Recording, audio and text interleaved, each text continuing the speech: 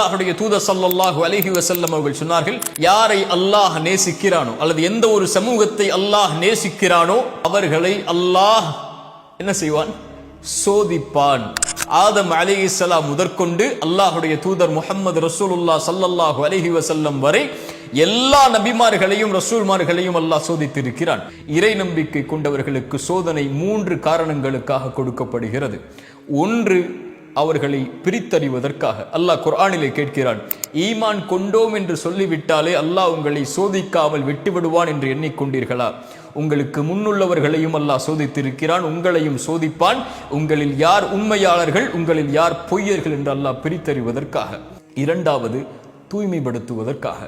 பாவங்களிலிருந்து அவர்களை தூய்மைப்படுத்தி அல்லாஹ்வின் பக்கம் நெருக்கமாக்கி பாவம் இல்லாதவராக மாற்றி அல்லாஹ்விடத்தில் அவரை நெருங்குவதற்குரிய வழிகளுக்காக அல்லாஹ் சோதனைகளை கொடுப்பான். அல்லாஹ்வுடைய தூதர் ஸல்லல்லாஹு அலைஹி வஸல்லம் சொன்னார்கள், இறை நம்பிக்கை கொண்டவனுக்கு அல்லாஹ் வாழ்வாதாரத்தை தடுக்கிறான் என்றால் அவன் செய்யக்கூடிய பாவங்களின் காரணமாகத்தான் என்று. அலி இப்னு அபி தாலிப் ரலியல்லாஹு அன்ஹு அவர்கள் அதனால் தான் சொன்னார்கள், அல்லாஹ் ஒரு முஃமினுக்கு எந்த ஒரு சோதனையும் கொடுப்பதில்லை பாவங்களின் காரணமாக. எப்படி அந்த சோதனையிலிருந்து விடுதலை கிடைக்கும்? அதே வார்த்தையில் சொன்னார்கள், அல்லாஹ் எந்த ஒரு முஃமினுடைய சோதனையும் நீக்குவதில்லை தௌபா இல்லாமல், அல்லாஹ்விடத்திலே திரும்பி வராமல். அல்லாஹ் சோதிப்பான் பாவங்களின் காரணமாக. பாவங்கள் தான் சோதிப்பதற்கு மிகப்பெரிய அடித்தளமாக இருக்கும். தொழுகையில் உங்களுடைய நிலைப்பாடு என்ன? அல்லாஹ்வை அஞ்சுவதில் உங்களுடைய நிலைப்பாடுகள் என்ன? பாவங்களை விட்டு விலகுவதில் உங்களுடைய நிலைப்பாடுகள் என்ன? அல்லாஹ்வை மறந்து வாழ்ந்து கொண்டிருந்தால் அல்லாஹ் நெருக்கடியான வாழ்க்கையை தான் கொடுப்பான். பதறி விடுவீர்கள் பாவங்களை கண்டால், பதறி விடுவீர்கள் அல்லாஹ் சோதித்தால், குழம்பி விடுவீர்கள் எங்கே செல்வதென்று தெரியாமல். இறை நம்பிக்கை கொண்டவராக இருந்தாலும் சோதிக்கப்பட்டால் மரணத்தை விரும்ப ஆரம்பித்து விடுவீர்கள், மரணத்தை நோக்கி செல்ல ஆரம்பித்து விடுவீர்கள். மூன்றாவது, அல்லாஹ் சோதிப்பதுடைய அடிப்படை அல்லாஹ் அந்தஸ்துகளை உயர்த்துவதற்காக. தூதர் முன்பின் பாவங்கள் மன்னிக்கப்பட்டவர்கள், ஆனால் அல்லாஹ் அவர்களை ஆரம்பம் முதல் இறுதி வரை சோதித்தான், மரணம் வரை சோதித்தான். ஏன்?